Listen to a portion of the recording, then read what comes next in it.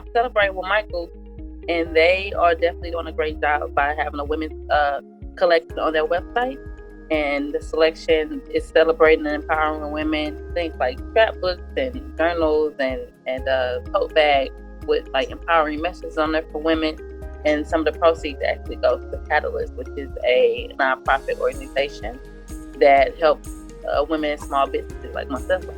Coming from a family of makers and creatives, I was surrounded by those type of things and creativity. But my mom is definitely the catalyst for that. Like always making things at home and cards and Christmas gifts and all those types of things and coloring. We were always coloring together. So yeah, she's the person that really sparked the creativity and the interest in making things. Always look online. Michael's is a great resource. There's different makers on there that's doing amazing crafts. And to find out more about me, you can go to Brooklyn Bloom NYC on social.